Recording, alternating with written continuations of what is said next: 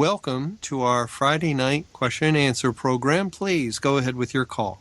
Yes, my question is in Daniel chapter 12. Okay, Daniel 12, verse 2. The verse that says, many who sleep in the dust of the earth shall awake. I want to know what that sentence means spiritually. And many of them that sleep in the dust of the earth shall awake, some to everlasting life, and some to shame and everlasting contempt. This verse is telling us about the resurrection, and God does speak of the resurrection of the just and of the unjust in John chapter 5, verse 28. Marvel not at this, for the hour is coming, in the which all that are in the graves shall hear his voice, and shall come forth, they that have done good unto the resurrection of life, and they that have done evil unto the resurrection of damnation.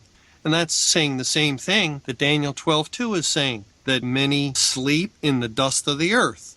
And the Bible identifies sleep with death. So many people have died and they're sleeping in death. And when the time of resurrection comes, some will awake to everlasting life and some to shame and everlasting contempt.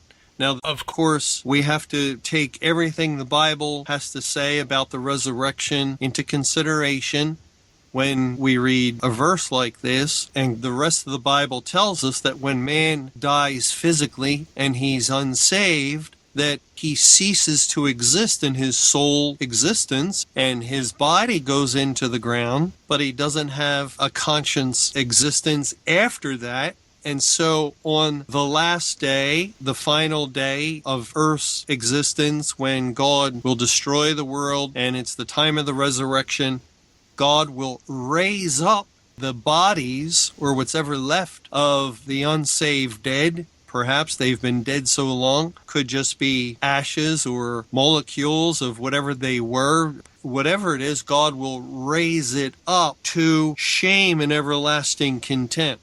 And since they're coming up out of the ground, it's as though they have risen or awaken in that sense of rising, because when you wake, you rise. And although it does not mean they have any sort of awareness of any kind, that's not possible.